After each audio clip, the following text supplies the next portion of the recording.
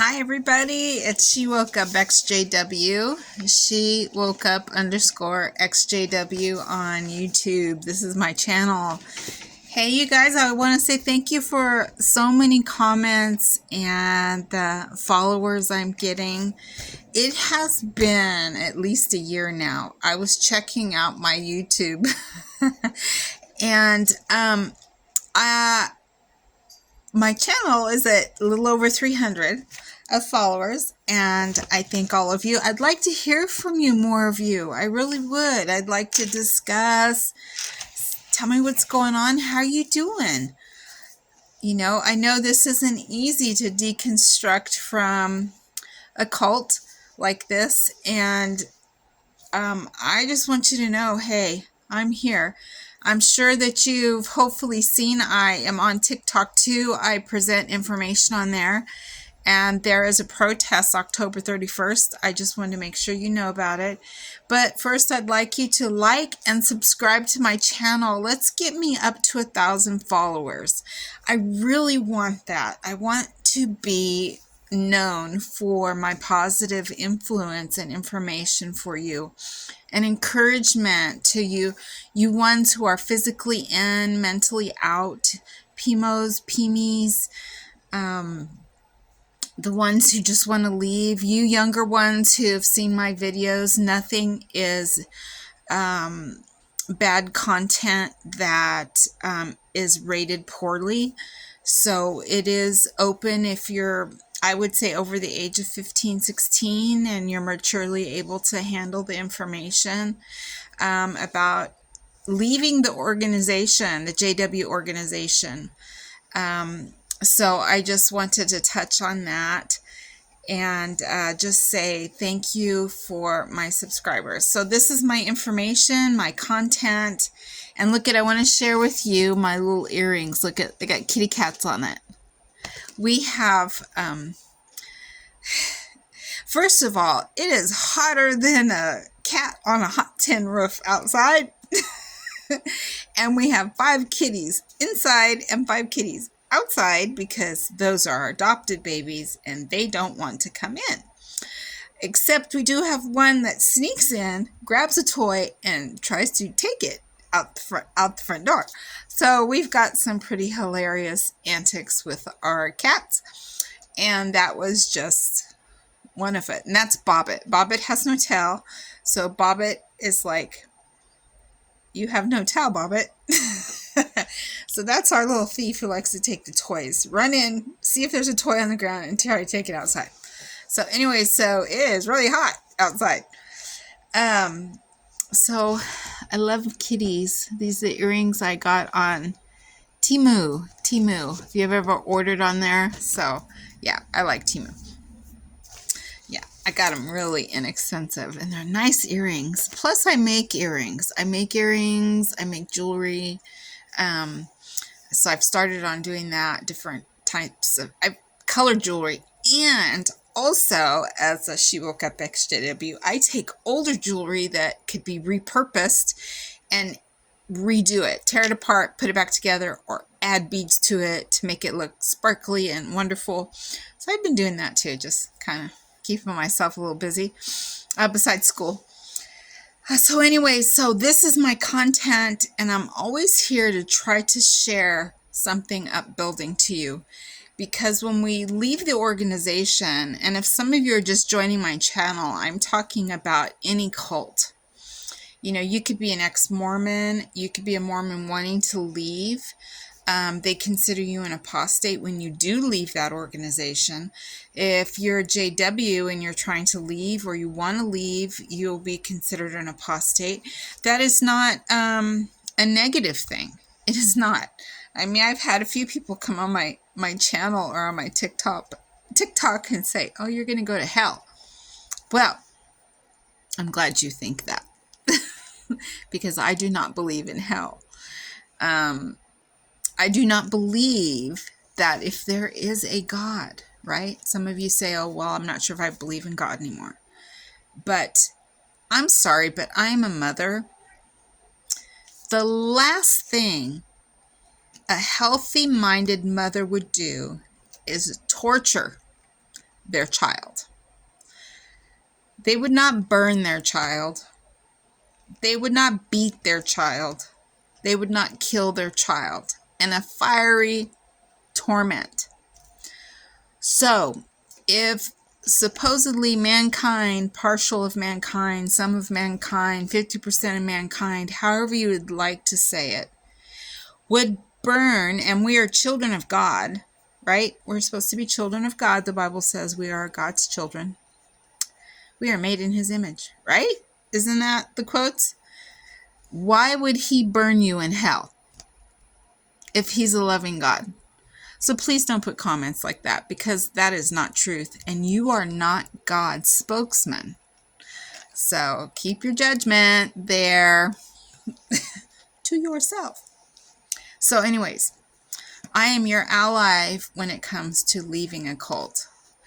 And I just want you to know I've been through some of the same similar things. I've had people be mean, rude, nasty. I've been shunned. I've been excommunicated, disfellowshipped, however you want to say it. And then later, I chose to leave. So I don't know if people that knew me before, because I had been in for 32 years, maybe a little longer,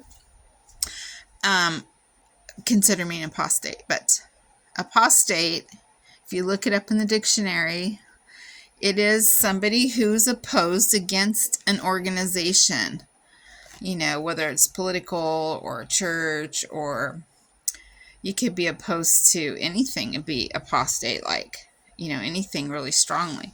So I can say that about myself, and I'm not disappointed in myself. I'm very proud of myself. So, you know, I just think about all those young ones who have suffered at the hands of occult-like intimidation, fear-mongering. You know, those things are very serious. It's like an abusive parent, a parent who is emotionally, physically abusive of a child on purpose. Maybe they had abuse when they were young, and then they took that and reflected it on their children.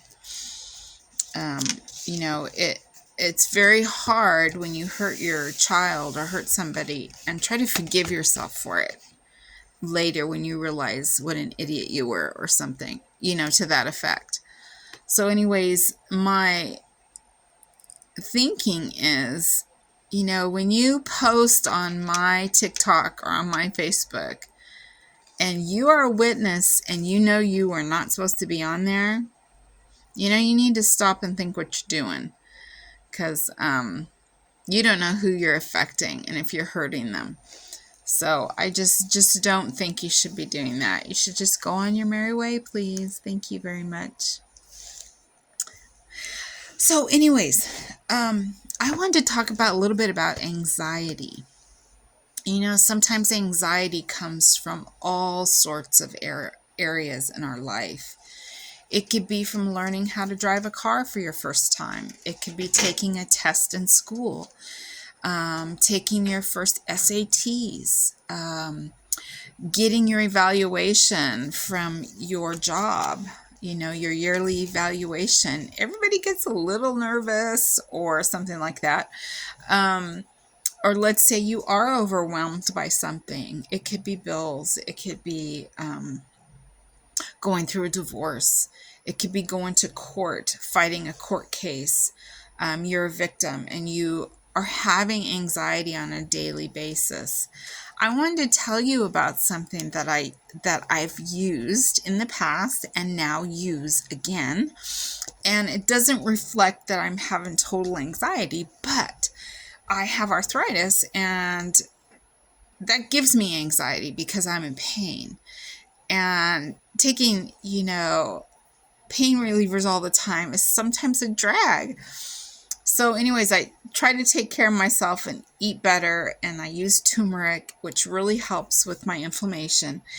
But anyways, have you used a weight blanket? I went and looked up my weight blanket for the name because I had thrown away the package. And I just want to recommend a weight blanket, because when I'm feeling pain and the anxiety from the pain, or let's say I just don't feel good, I go lay down and put that blanket on me, and it's weighted. I'm not sure what material is inside of it, okay? But I'm recommending it for anxiety because I feel such comfort. And so I'm just throwing that out to you about it if you've never heard of them. And I had some, like, a little bit of hip pain because I like to go to the chiropractor, and I was waiting for my insurance to go through, and I still got to set up that appointment. But I was having hip pain too, so this is the second thing. And I took that weight blanket because the Tylenol was just not cutting it for the pain. Look at my earrings. My little kitties are going around and around. And so I put the weight blanket on. Not even in 5 minutes, that pain was gone. And I took a little nap, and I haven't had hip pain in probably a week or more since I did that. And I just laid on my side and wrapped that around my hips, and immediately I was asleep. So I'm not sure what it is, but I'm recommending that as part of an anxiety help for anxiety.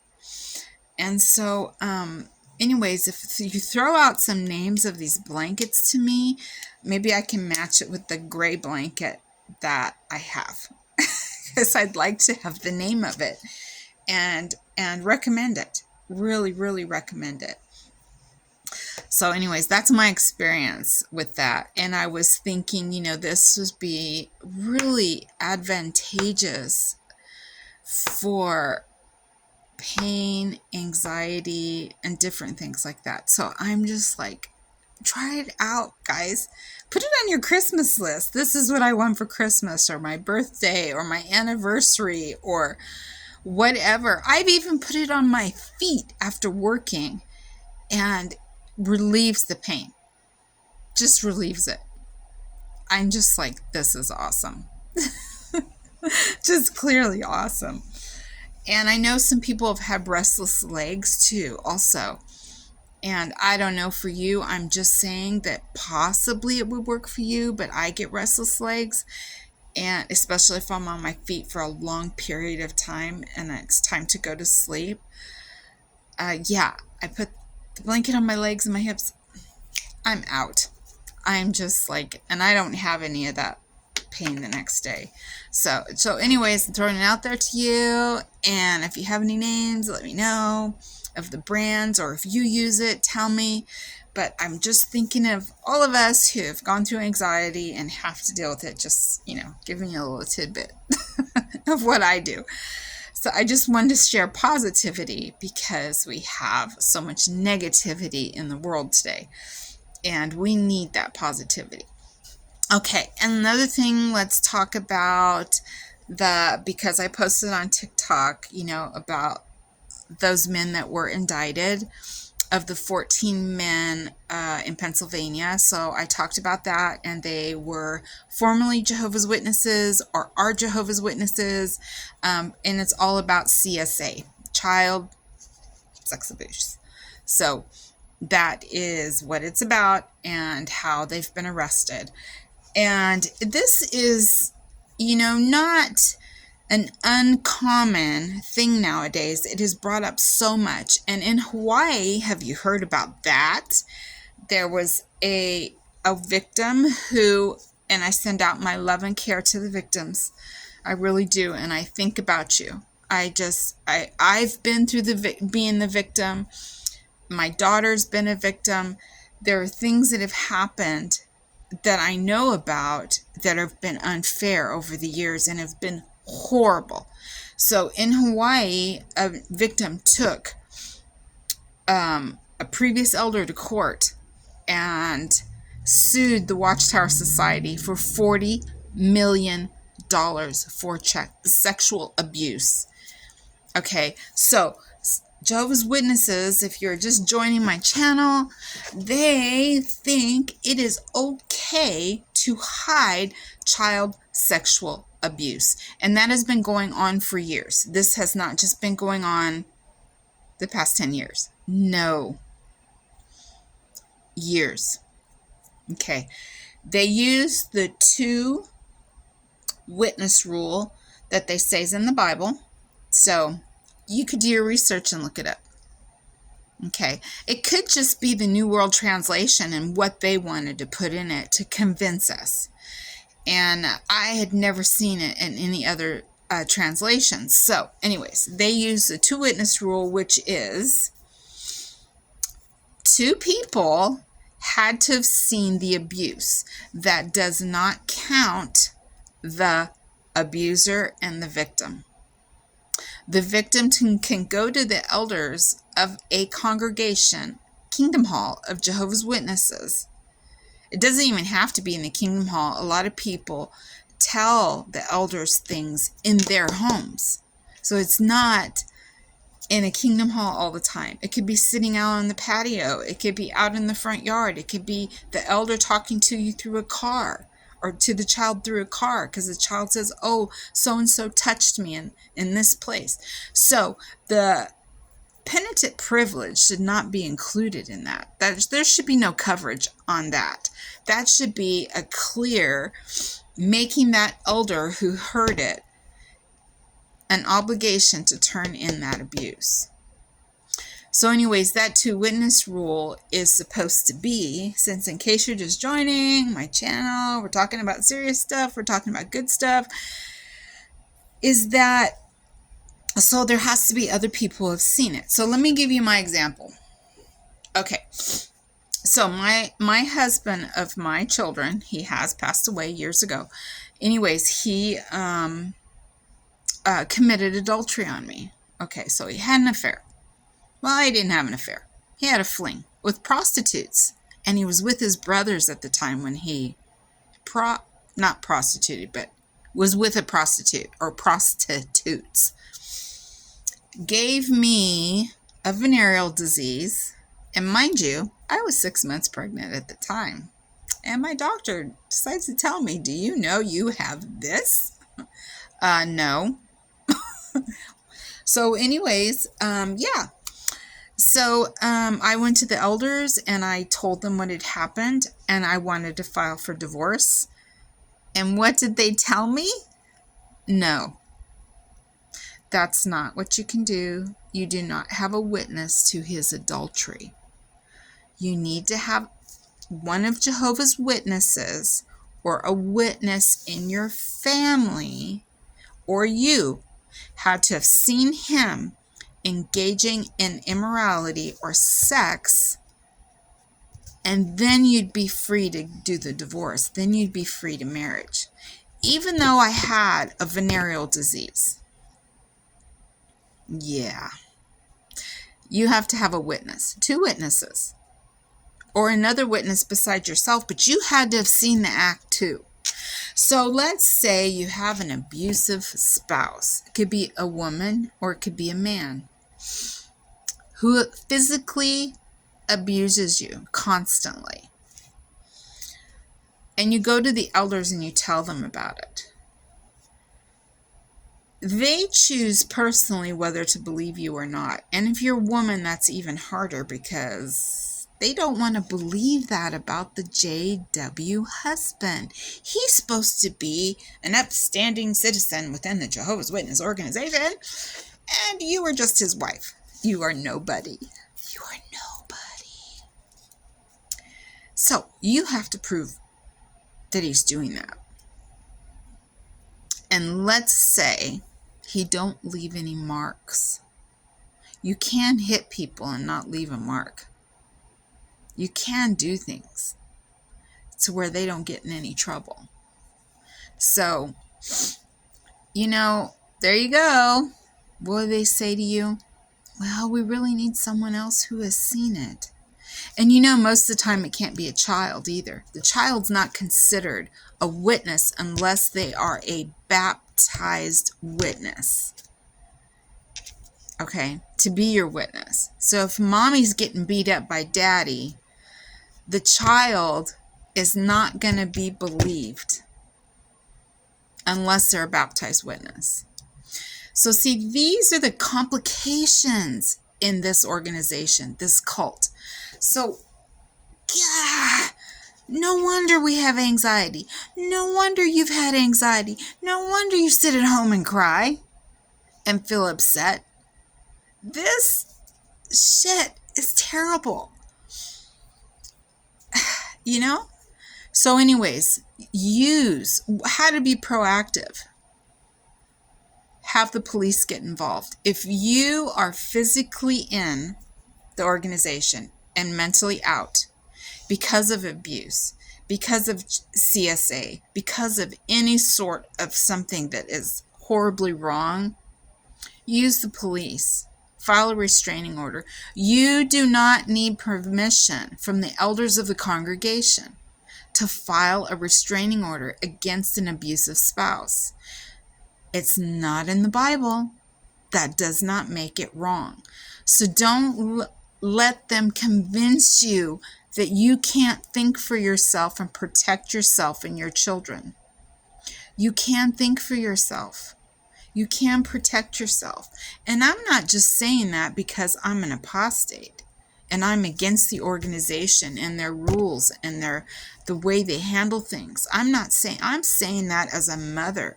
I'm saying that as a wife who had been in abusive situations. I am saying it as a way of protecting your children. Okay? Protect your children. Protect your life. You know, those are just the things you have to do. You know, and this is real. People who are abusive have mental issues. They have problems. They need help. And it isn't always within a religious organization that is going to help them. It's going to take outside sources. Just like, for instance, if someone is diabetic, let's just take diabetes, for example. Someone is diagnosed with diabetes at their doctor's office. You cannot go to the elders of the Kingdom Hall and say, please pray for me to get rid of my diabetes. Okay. There's a cause behind that. Okay. There's a medical cause behind that. So you just have to get the outside help to help you take care of your body. Okay, it's just like if you have to have surgery or you've fallen and broken your ankle. You need to have surgery or get it repaired or have a cast put on. That is helpful care for yourself. So just like you wouldn't beat on yourself and smack yourself around and do things to yourself, we're not going to do that to our children. We're not going to abuse ourselves unless we have something wrong. So, you know. But anyways, I have the fan on me and it's blowing my little teeny tiny hairs into my face. Anyways, and yes, I do like horses. Been around horses my whole life. I love critters. So anyways, gonna let you go, let you think about this, but I really am standing staunch on the 2-witness rule, which is wrong. Wrong. It does not protect anybody. All the witnesses are worried about is God's name and protecting the organization. That's all it is. I mean, it is no different than Scientology. Scientology is ruthless, and so is other cults. So you can think for yourself. I know you can. Do the research. Look for certain things, certain avenues to prove me wrong. Okay? Prove it to yourself. Like, hey, why is this happening?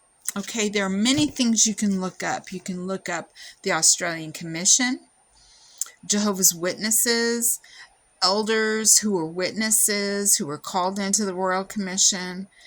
You could look up online Jehovah's Witnesses prosecuted for child sex abuse. You could look up for violence. You can find it yourself. It's there. It's there, clear as day. And I know that some of you get warned in the organization. You're getting warned. Don't look on the internet. Don't do this. Don't do that. Don't look these things up because apostates are telling lies. No. We've lived it. We've been in it. We've seen it. We've heard it. We've held friends who have cried because they were beat by their spouses, or that spouse beat their children. And the spouse got away with it, and the wife got disfellowshipped. Why? Because she turned the husband in, or turned the abuser in, or turned the perpetrator in. Okay, so we need to be protecting each other and protecting these children and protecting the vulnerable. There's no reason and there's no excuse for this. None whatsoever. So that's my rant. And it needs to be said, And so I just feel for the victims, and I feel for you. And some of you are so damn strong. You are so strong because here you are in court fighting this organization because of past abuse being hidden. And you were just a child. I applaud you very much. I applaud you. You are a strength for us. You are a strength. And I am sorry. I am just devastated at the abuse and stuff that's gone on, and it's being hidden. So anyways, I just want you to know that I am so proud of so many of you. So proud of you. My heart goes out to you, my mind, my soul, everything goes out to you because I understand the pain and the suffering and the anxiety and the self-doubt and the worthlessness you can feel and the worrying who you're going to displease and all those things that go through your mind. If you are a teenager out there and you're going through this, you stand up for yourself. Stand up for yourself. You can do it. Don't be afraid. Don't be afraid. You stand up for yourself. You are a good person. You are loving. You are kind. And say to yourself each day, I am worth it. I am worth it. I have something special to give others. You do. You do. When you feel like things are bleak and not going to work out, think of others in the organization, the whole of the organization, of those who have been abused. What can you do to make a difference? What can you do to help stop what's going on? So anyways, we have October 31st.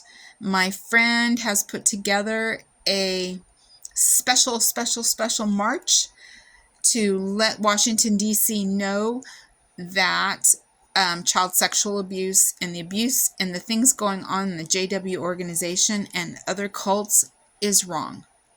The penitent privilege should be done away with throughout the United States. People in leadership roles as religious leaders need to mandate report every single case of abuse. They should have a list given to them that they are required to report. It could be unanimously. I worked in a school district where I had to sign a statement saying that I would turn in suspected abuse. If I knew a child was being abused or suspected neglect or abuse, I didn't have to say my name on that report. I could say the details, the date, the time, and then they taught us how and what to say, and not to coerce a child or anything like that. It's that simple. It does not have to be, oh, I'm so-and-so, so-and-so, and this is my name. And, no, it could be done in anonymously. You know, so I mean, it's not rocket science here to report abuse for children. It's not. It can be done with you leaders out there who think you're with God. Then do the right thing. Do the right thing for these kids and these families and these women running from abuse. Do the right thing. Do what's right. You preach love, then show it. Then show it. Don't just preach it. Don't stand there at the pulpit and preach it. Show it. So anyways, this is my rant and rave and things I've been thinking about the past 2 weeks. So this is SheWokeUp_XJW. Comment, like, subscribe. Get me to 1,000 followers, please. Oh, please, I want you following me. Yes. Okay, I got to go back to school. I have homework to do.